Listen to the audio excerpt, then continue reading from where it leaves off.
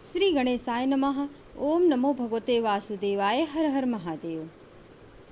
भक्तों, पिछले अध्याय में हमने सुना कि कैसे एक उपेक्षित और तिरस्कृत मास को स्वयं भगवान विष्णु ने अपनाकर पुरुषोत्तम मास बना दिया। लेकिन क्या आप जानते हैं, इस पवित्र मास की शक्ति इतनी महान है कि यह मनुष्य के भाग्य तक को बदल सकती है। भक्तों, आज की कथा में हम जानेंगे कैसे एक पापी और लोभी मनुष्य भी अधिक मास की कृपा से बदल गया।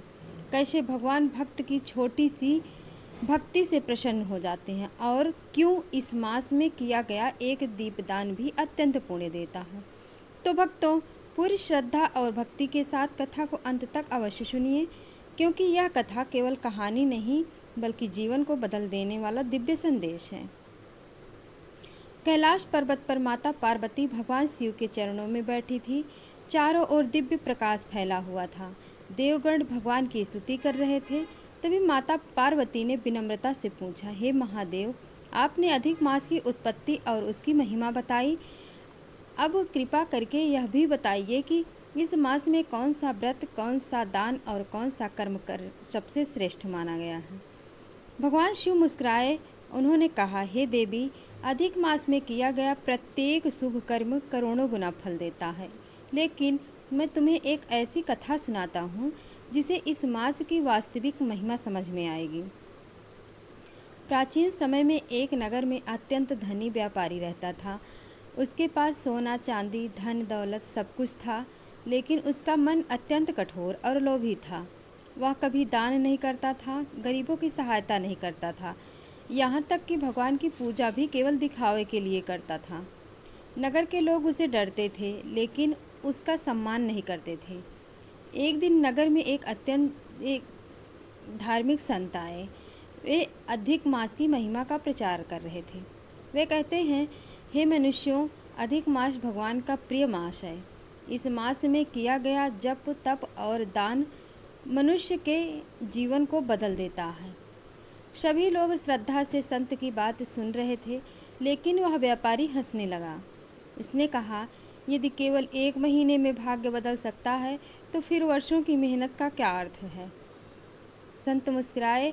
उन्होंने शांत स्वर में कहा, धन से नहीं, भक्ति से भगवान प्रसन्न होते हैं। लेकिन व्यापारी ने उनकी बात का उपहास किया। कुछ समय बाद अधिक मास प्रारंभ हुआ। पूरा नगर पूजा पाठ और भक्ति में लग गया। लोग मंदिरों में दीप दान करने लगे, गरीबों को भोजन कराया जाने लगा। लेकिन व्यापारी पहले की तरह अहंकार में डूबा रहा। एक रात अचानक उसके गोदाम में आग लग गई। देखते ही देखते उसका सारा धन जलकर राख हो गया। व्यापारी घबरा गया। उसने पहली बार जीवन में असहायता महसूस की। धीरे धीरे उसका व्यापार भी गिरने लगा। मित्र उससे दूर होने लगे। घर में अशांति बढ़ गई। वह अत्यंत दुखी रहने लगा। एक दिन वही संत फिर नगर में आए। उन्होंने व्यापारी को दुखी देखा। संत बोले, हे व्यापारी, जब मनुष्य अहंकार में अंधा हो जाता है तब भगवान उसे सही मार्ग दिखाने के लिए संकेत देते हैं। व्यापारी की आंखों में आंसू आ गए। उन्होंने हाथ जोड़कर कहा, हे महात्मा, मुझसे बहुत बड़ी भूल हुई। अब मुझे ऐसा उपाय बताइए जिससे मेरे जीवन में शांति आए। संत बोले, अधिक मास चल रहा है। यदि तुम सच्चे मन से भगवान का स्मरण करो, दान करो और गरीबों की सेवा करो तो भगवान अवश्य कृपा करेंगे। अगले दिन व्यापारी प्रातःकाल नदी में स्नान करने गया। पहली बार उसके मन में विनम्रता उत्पन्न हुई। वह मंदिर पहुंचा और भगवान विष्णु के सामने सिर झुका दिया। उसने कहा, हे प्रभु, मैंने जीवन भर केवल धन को ही सब कुछ समझा, लेकिन आज मुझे समझ आया कि आपके बिना सब व्यर्थ है। उस दिन उसने गरीबों को भोजन कराया, ब्राह्मणों को दान दिया, मंदिर में दीपदान किया। धीरे धीरे उसका मन शांत होने लगा। अब वह पहले जैसा कठोर नहीं रहा। नगर के लोग भी उसे व्यवहार में परिवर्तन देखकर आश्चर्यचकित थे। एक रात व्यापारी को स्वप्न में भगवान विष्णु के दर्शन हुए।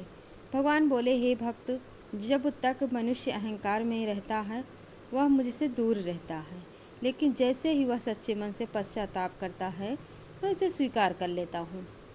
व्यापारी रोने लगा। उसने भगवान के चरणों में प्रणाम किया। अगली सुबह उसके जीवन में परिवर्तन शुरू हो गया। उसका व्यापार धीरे धीरे फिर से बढ़ने लगा। घर में सुख शांति लौट आई, लेकिन अब उसका मन धन में नहीं बल्कि भगवान की भक्ति में लगने लगा। माता पार्वती ने पूछा, हे महादेव, क्या अधिक मास में दीपदान का विशेष महत्व है? भगवान शिव बोले, हे देवी, जो मनुष्य अधिक मास में भगवान के सामने दीपक जलाता है उसके जीवन का अंधकार दूर होने लगता है। उन्होंने आगे कहा, यदि कोई निर्धन व्यक्ति भी श्रद्धा से एक छोटा सा दीप जलाए तो उसे महान पुण्य प्राप्त होता है। भगवान शिव बोले, इस पवित्र मास में मनुष्य को झूठ, क्रोध, लोभ और पाप से दूर रहना चाहिए। दूसरों का अपमान नहीं करना चाहिए। गरीबों और भूखों की सहायता करनी चाहिए। माता पार्वती ने कहा, हे प्रभु, निश्चित ही यह मास मनुष्यों के कल्याण के लिए भगवान का विशेष वरदान है। भगवान शिव बोले, हे देवी, जो श्रद्धा से अधिक मास का पालन करेगा उसे इस लोक में सुख और अंत में मोक्ष प्राप्त होगा। भक्तों, यही था अधिक मास का महात्म्य कथा अध्याय 2। इस कथा से हमें शिक्षा मिलती है,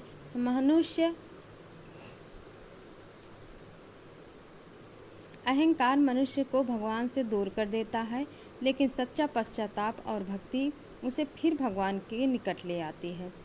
अधिक मास केवल व्रत और पूजा का समय नहीं है, बल्कि अपने मन को बदलने और जीवन को पवित्र बनाने का अवसर है।